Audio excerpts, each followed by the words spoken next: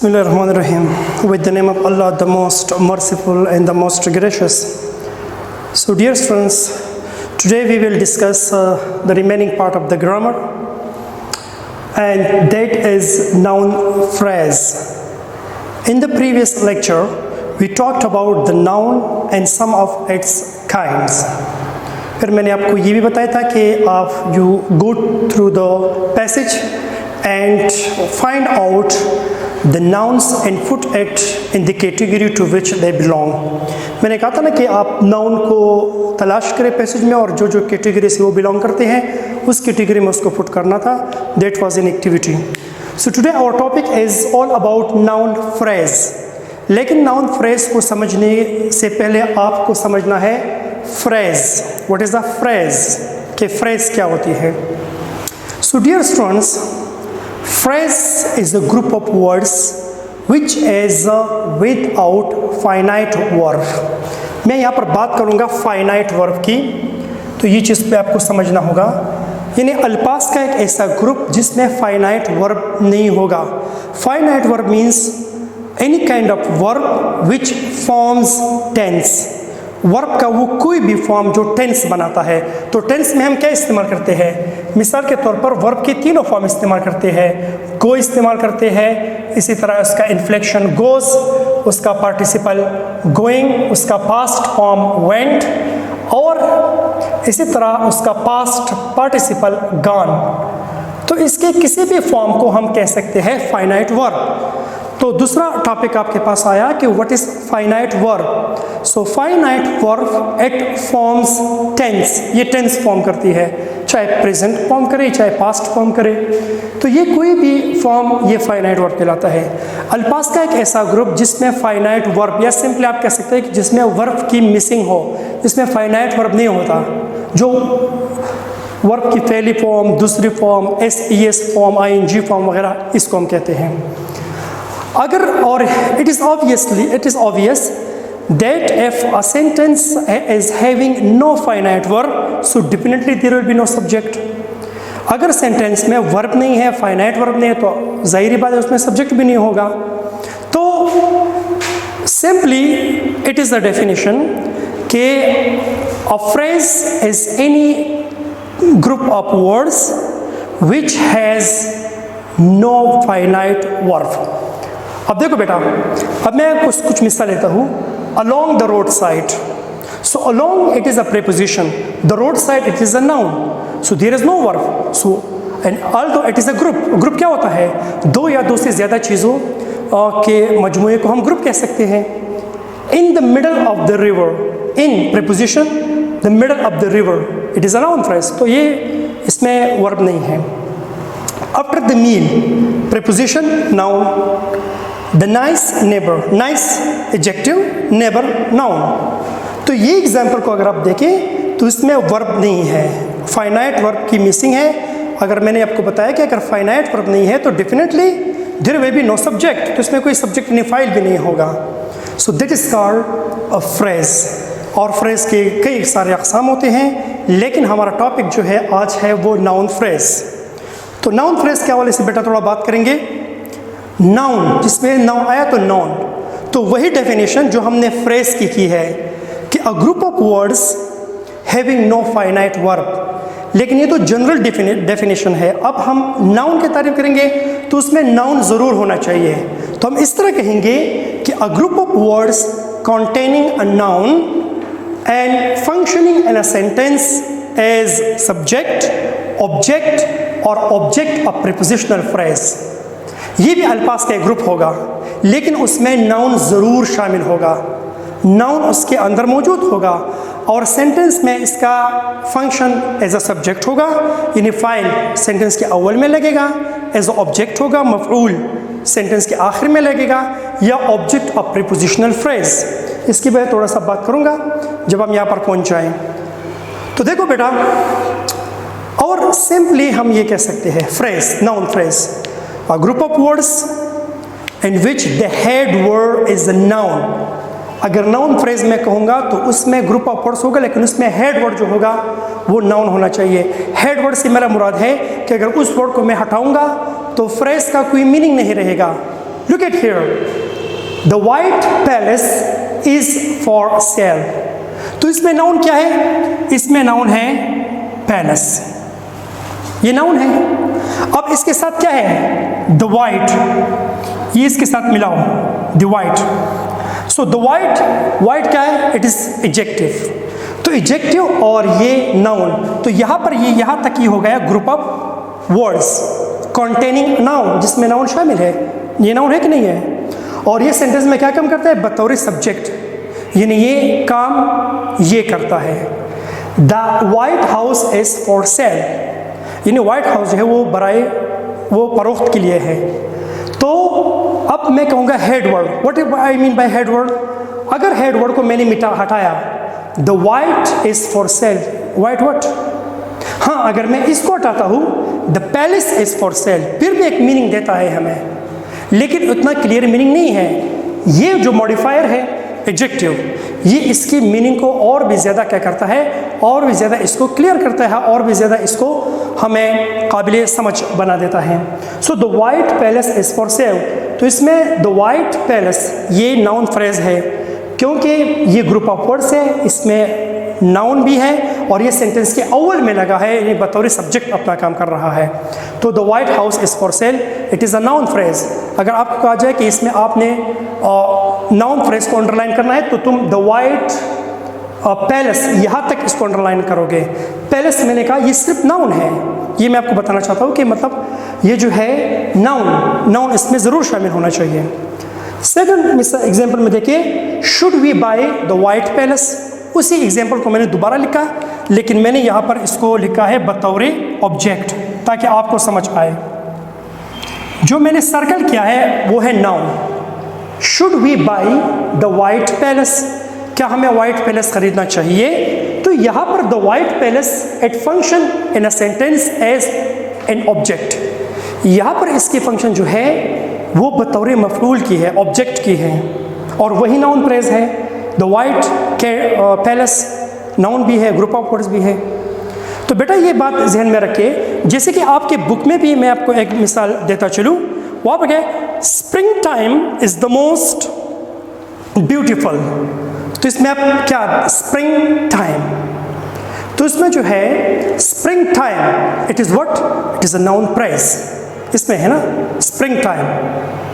तो spring it is a noun, time it is an adverb. तो लेकिन उसमें जो प्रोमिनेंट वर्ड है या जो हेड वर्ड है वो क्या है? वो है स्प्रिंग।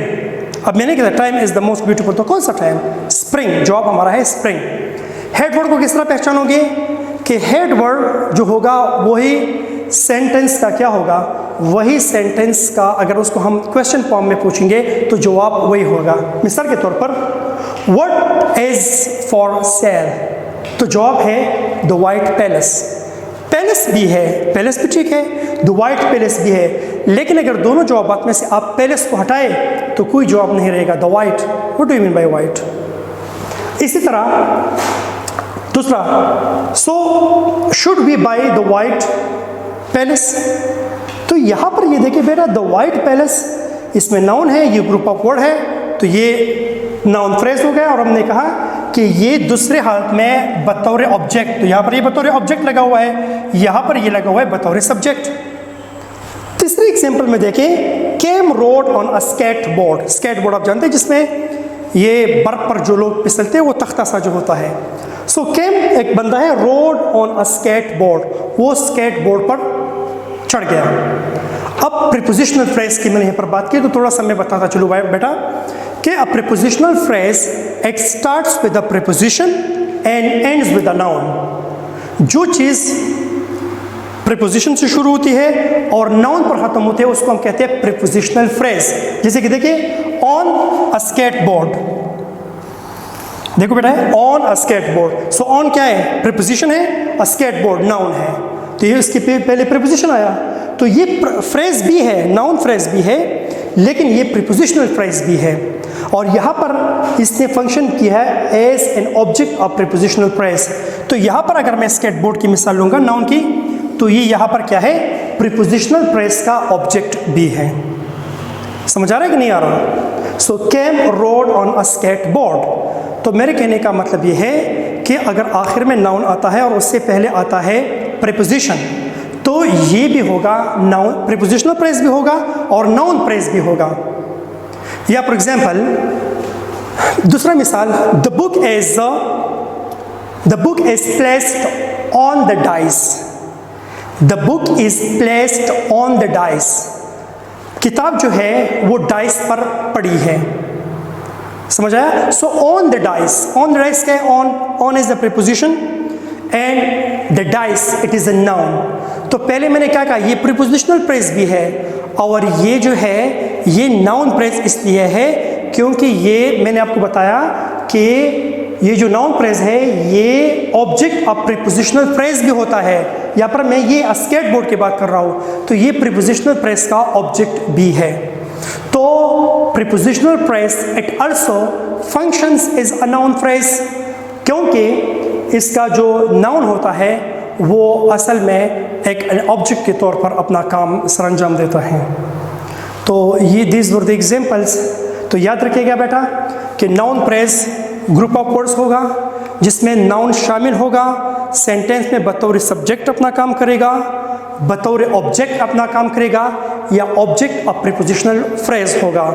फिर हमने फ्रेज के हवाले से बात की, अल्फाज का ऐसा कोई भी ग्रुप जिसमें फाइनाइट वर्ब नहीं होगा। लोग ये भी तारीफ करते हैं कि group of words which doesn't give us a complete sense. तो सेंस क्या देता है हमें? Verb. The integral part of a sentence that is a verb. Sentence का जो इंटीग्रल पार्ट होता है वो वर्ब होता है। Sometime a single verb conveys us a full meaningful sentence. For example मैं कहता हूँ, फॉर एग्जाम्पल गो अवे या गो, कम आओ, गो जाओ, ड्रिंक ईट, तो it conveys a full message, क्योंकि बाज़ द पास सिंगल वर्ब मुकम्मल मीनिंग भी हमें देता है। तो इसलिए the most integral part of a sentence that is a verb. Sentence का जो इंटीग्रल पार्ट है वो वर्ब है, यानी सेंटेंस का तमाम मीनिंग, तमाम जो सांचा होता है वो वर्ब पर कायम रहता है। तो अल्फाज का ऐसा ग्रुप जिसमें वर्ब नहीं होगा, फाइनाइट वर्ब मैंने जैसे बताया कि विच फॉर्म्स टेंस, जो टेंस को फॉर्म करते हैं इसकी मिसिंग होगी, तो वो होगा क्या? वो होगा फ्रेज। तो अगर वर्ब की मिसिंग है तो यकीनन जो क्या होगा, जो ग्रुप ऑफ वर्ड होगा वो हमें फुल मीनिंग नहीं देगा। Along the road side, road के साइड पे, रोड के किनारे पर क्या? व्हाट? नथिंग। या in the middle of the river, दरिया के बीच में, so what in the middle of the river. हाँ, अगर तुम इसके साथ वर्ब लगाओ, इसके साथ अगर तुम सब्जेक्ट लगाओगे तो फिर इट बिकम्स अ क्लास, फिर ये क्लास बन जाता है। देखो along the road side, for example मैं कहता हूँ कि he was walking along the road side, तो मैंने इसके साथ सब्जेक्ट लगाया और वर्ब लगाया, तो फिर ये क्या बन गया? ये बन गया क्लास। तो क्लास की क्या तारीफ है? जिसमें सब्जेक्ट होता है और प्रेडिकेट होता है, और प्रेडिकेट के अंदर वर्ब होता है। In the middle of the river, so in the middle, what happened in the middle of the river? He was swimming in the middle of the river.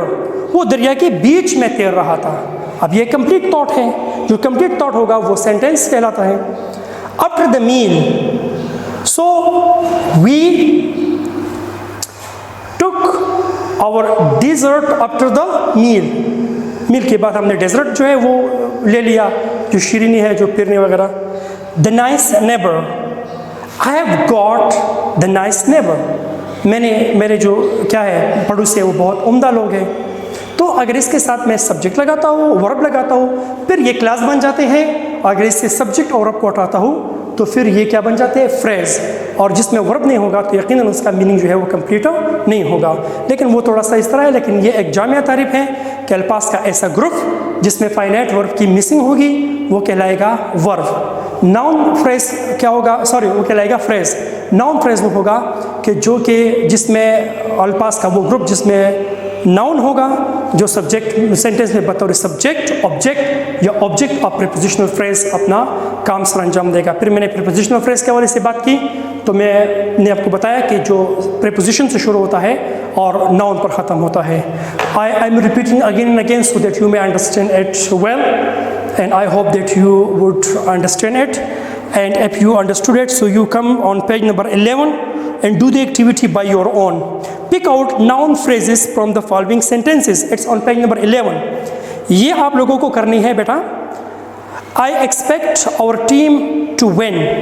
तो इसमें आपको जो लगता है कि इसमें क्या है, इसमें नाउन फ्रेज क्या है, तो इसको आपने अंडरलाइन करना है और इसका एक पिक्चर बनाकर मुझे व्हाट्सएप करना है ताकि मैं उसको चेक करूं कि आप लोग क्या समझ चुके हैं इसको या नहीं। Do you know his age. इसी तरह और coming poses a problem for us और his parents hoped for his success and she should not admit her guilt. तो इसमें आपने जो नाउन फ्रेज है उसको अंडरलाइन करने हैं, उसका एक पिक्चर बनानी है, पेंसिल से आप ये करें और मुझे भेजें, मैं इसको चेक करूँगा and then I will give you more detail of it if you commit any sort of mistake. Thank you very much.